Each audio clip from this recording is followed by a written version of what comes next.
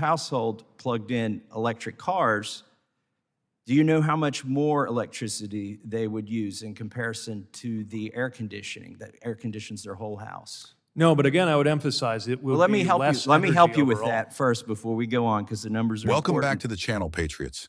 Before we dive into this one, make sure to hit that like button, subscribe, and turn on notifications so you never miss the truth they don't want you to hear. Representative Massey. Thank you, Mr. Chairman. Secretary Buttigieg, I've been driving an electric car for 10 years, and I've had solar panels for 15 years, and I'm really bullish on technology and the way it could help make our country energy independent or more energy independent. But I'm really alarmed at sort of the naivete of those who are promoting rapid adoption of these technologies with our existing infrastructure. President Biden signed a non-binding executive order stating that 50% of vehicles sold in the United States should be electric by 2030. Do you support that? Yes. And he also said that by 2035 that 100% of the federal government fleet should be electric. Do you support that? Yes. So which uses more electricity? We're talking about residential electricity here. A refrigerator when it's running or an electric car when it's charging in your garage? I would expect a car. Would you say it uses twice as much or 25 times as much? I would think closer to 25 times as much. Yeah.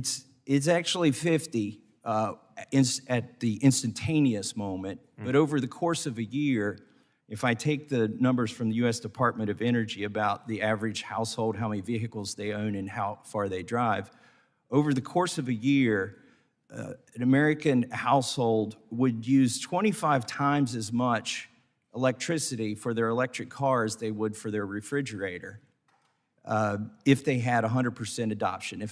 And the average family has 2 vehicles, and this would be if the average family had 2 electric vehicles. Do you think it would strain the grid if everybody plugged in 25 refrigerators in every household? Well, if we didn't make any upgrades to the grid, sure. I mean, if we had yesterday's grid with tomorrow's cars, it's not going to work. It's one of the reasons why we believe that infrastructure includes electrical infrastructure and argued for that to be included, as it thankfully was in the bipartisan law. Do you think by 2030, which is when Biden says 50% of cars sold should be electric, do you think the grid will be capable of handling electric cars? It's going to need to be, and we're working with the Department of Energy every day. We've established a joint office of energy and transportation to map out some of the needs. Obviously, some of this gets outside of my lane, and we've been discussing with, for example, the truck stops that are looking at what their power needs would need to be at an interchange where today they're mainly filling up on gas in order to accommodate that. And then, as you mentioned, a lot of the scenario for this is also residential. But it's also worth pointing out that while a typical driver who adopts electric is using more electricity, at the end of the day, they're using less energy because of the efficiency benefits of getting that energy produced at utilities. The problem is we don't have the fuels in your car. capacity to produce that energy. You aptly use the word need. You could say want as well. There's needs and wants to make this fantasy work by 2030, but the reality is the capability is not going to be there. The average household uses 17% of their electricity for air conditioning.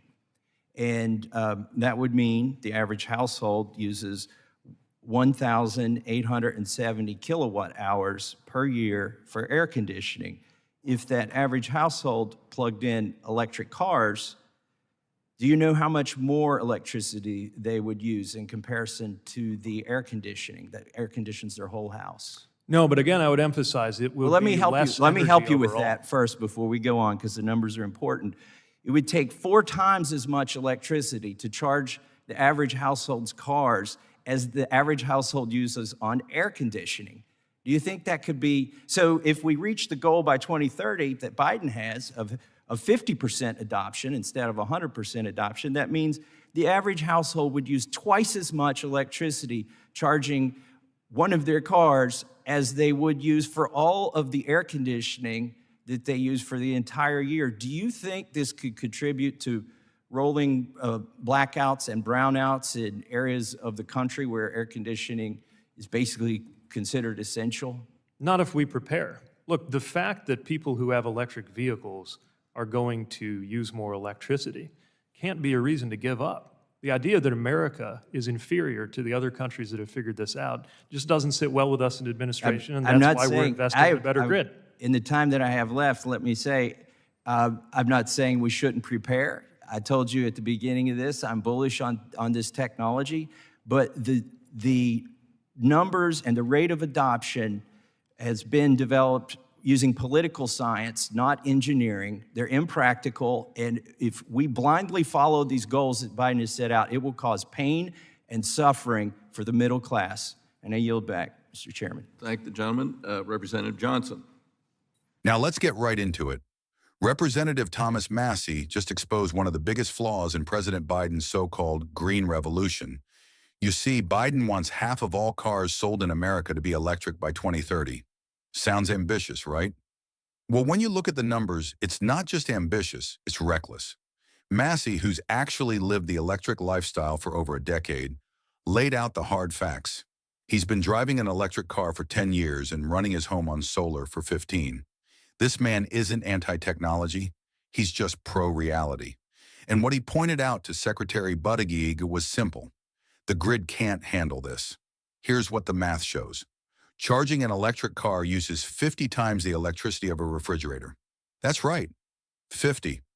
Over a year, a family with 2 EVs would use 25 times more power for their cars than they do for their fridge. Now imagine every American household plugging in that much load at once. You'd be straining the grid like never before. Massie compared it perfectly. It's like every home suddenly adding 25 refrigerators. Does that sound sustainable to you? Because it sure doesn't sound like it to me. And when he pressed Buttigieg on whether the grid could handle it by 2030, even the secretary had to admit, not with yesterday's grid. Translation? It's not ready. The administration hopes we'll just figure it out while pushing mandates that could cripple the middle class. Massie also pointed out something else. The average household uses about 17% of its power for air conditioning. If you add 2 electric cars, you'd need 4 times more power than what your AC uses for the entire year. That's staggering. Think about what that means in places like Texas, Arizona, or Florida.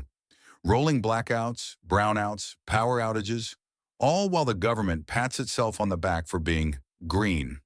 And yet, Buttigieg kept insisting that we just need to prepare.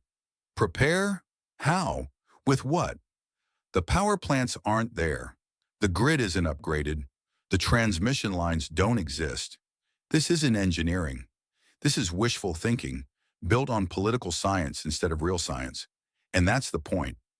These goals aren't about practical progress. They're about politics. They're about control. They're about pushing a narrative that makes people feel good while the costs fall on hardworking Americans who'll pay the price in higher bills and unreliable power. Thomas Massie said it perfectly.